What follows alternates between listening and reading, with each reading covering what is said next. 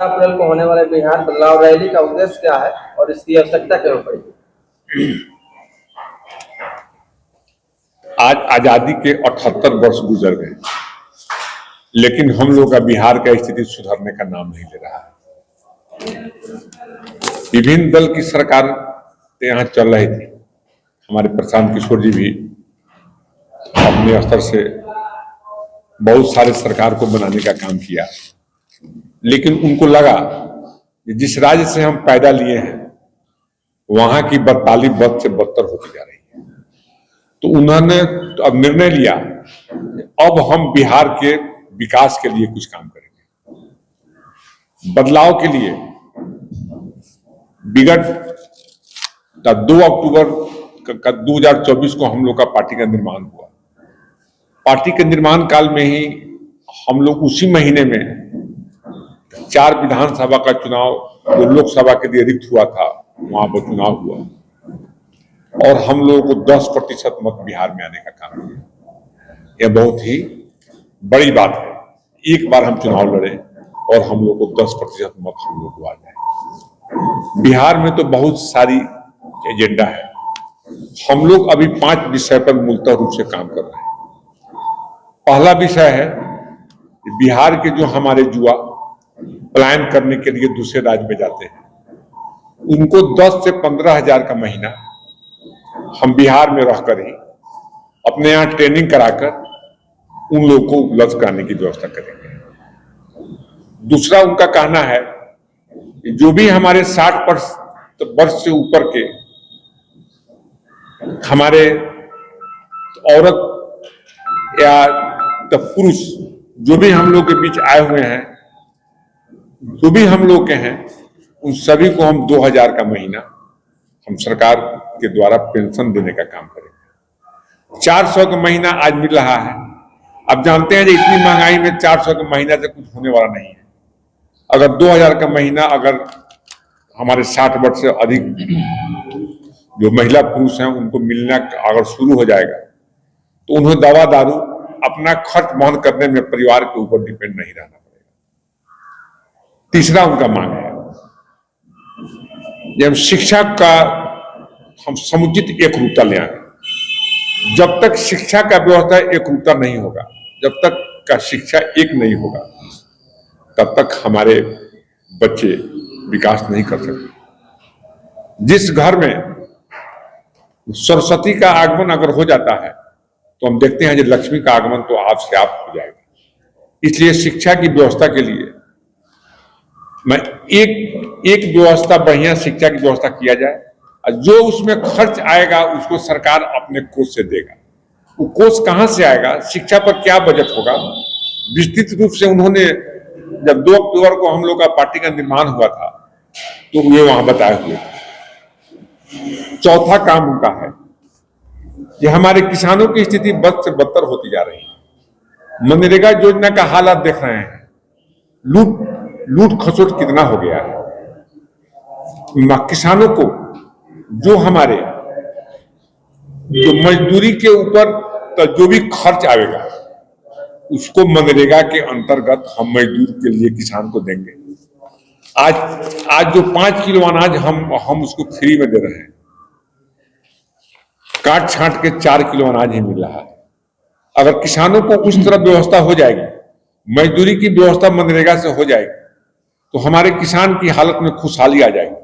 जिसको जो जितना खेती करेगा, अगर मजदूर का व्यवस्था हो जाएगा तो हमें लगता है कि प्रत्येक किसान के घर में 20 से 25 कुंटल 30 कुंटल अनाज हो जाएगा। एक तरफ हम 4 किलो दे रहे हैं, एक तरफ हमको 20 से 25 कुंटल अनाज हमको 1 साल में हो जाएगा। 5वां उनका काम है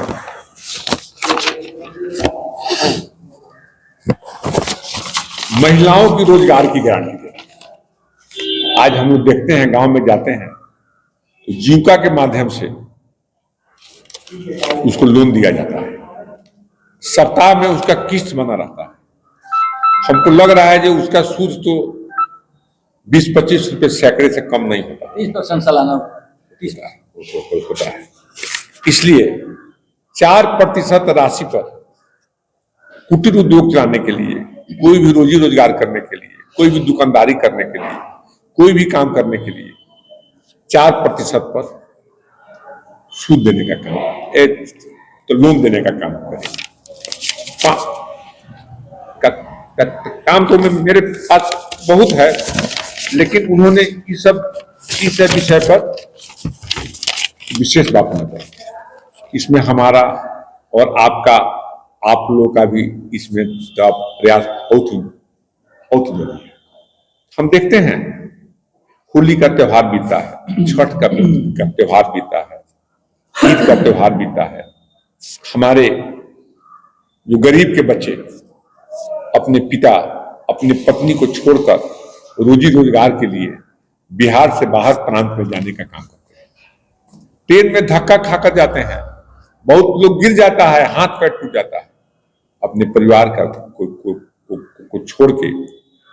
आप देखते हैं गुजरात जाते हैं, महाराष्ट्र जाता है, कर्नाटका जाता है, तमिलनाडु जाता है, बंगाल जाता है, लेकिन देखिए जो एक भी उस प्रांत का लोग आपके बिहार में नहीं आता है, क्योंकि आपके यहाँ कल कारखाना नहीं है, आपके यहाँ कोई उद्योग नहीं है, आपके यहाँ कोई रोजगार नहीं है।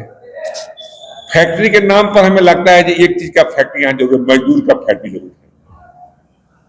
अब जाकर देखिए चैत बैसाख का महीना आ गया है, ट्रेनों में कूच कर हमारे यहाँ के मजदूर भाई पंजाब हरियाणा की तरफ गेहूं काटने के लिए जाते हैं। कब तक चलेगा?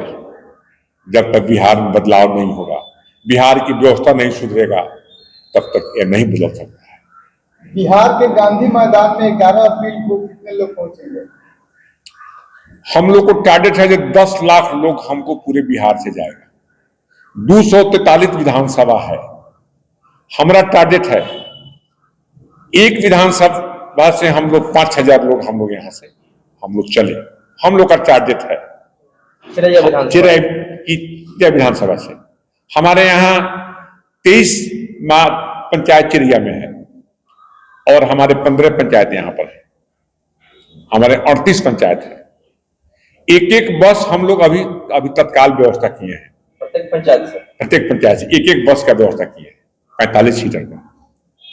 और जब हम लोग व्यवस्था किए, हम लोग सभी कल मीटिंग कर रहे थे परसों, जब हम लोग सब, हमारे अध्यक्ष जी हैं, हमारे सीटू जी हैं, हमारे दिलीप जी हैं, हमारे तो सब लोग हैं। जब हम लोग जा रहे हैं तो लोगों का इतना रुझान हो रहा है, जो लोग कह रहा है जी एगो दूगो बस हम लोग और दीजिए, हम लोग चलेंगे। संसाधन का व्यवस्था हम लोग कर रहे हैं, खाने पीने का व्यवस्था भी हम लोग कर रहे हैं। चिरैया विधानसभा मैं समझता हूं जो बिहार में अग्रणी रहेगा, सबसे अधिक लोग आपको चिरैया विधानसभा से ही रहेंगे। रैली में जो भीड़ इकट्ठा होगी गांधी मैदान पर, उस भीड़ को क्या संदेश देना आप लोग चाहेंगे?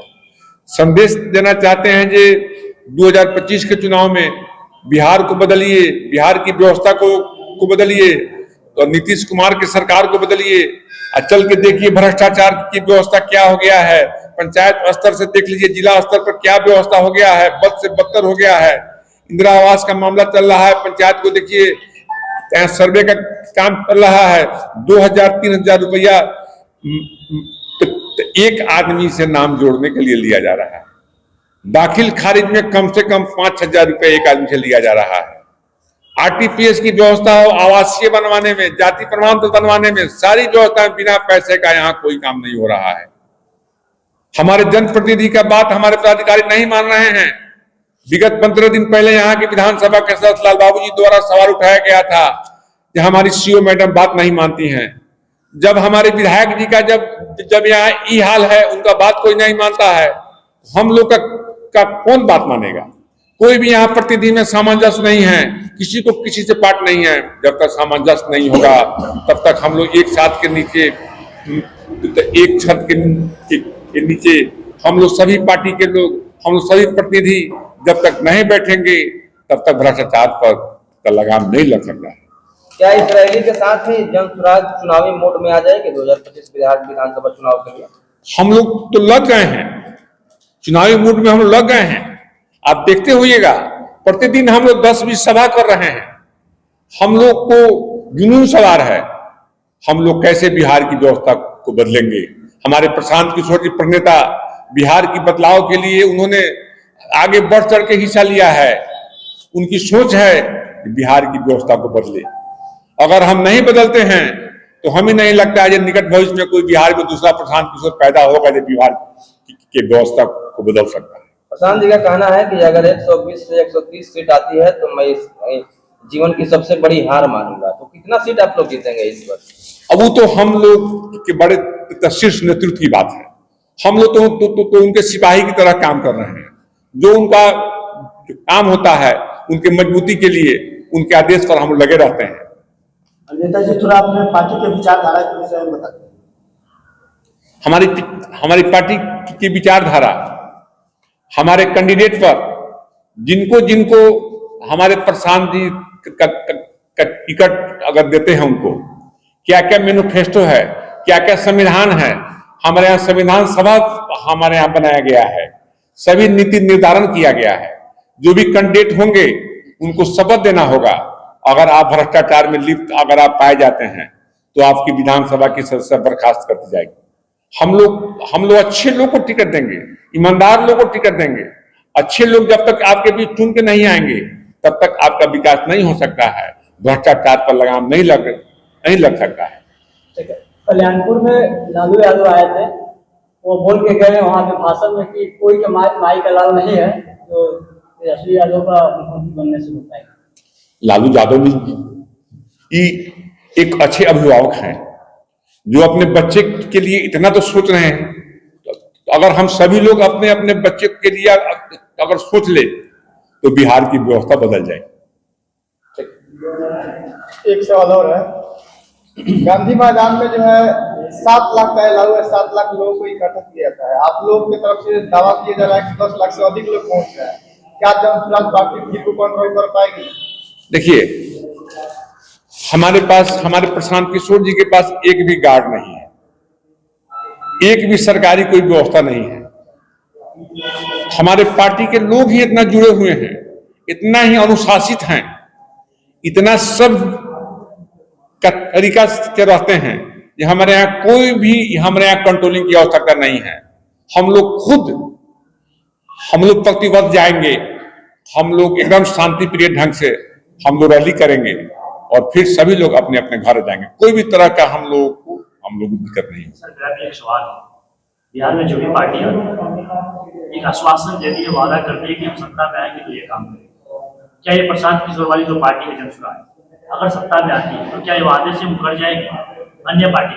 देखिए, हम लोग तो 78 साल से वोट देते आ रहे हैं आजादी के बाद। एक बार हम लोग इनको भी देख लें, प्रशांत किशोर जी को देखने में तो कोई कुछ लग नहीं रहा है। तो जो आदमी अपने आलीशान अपने जिंदगी को छोड़कर, आराम की जिंदगी को छोड़कर, तो अरबों के आदमी आयकर के अनुसार वो क्या है सो आप लोग भी जानते हैं।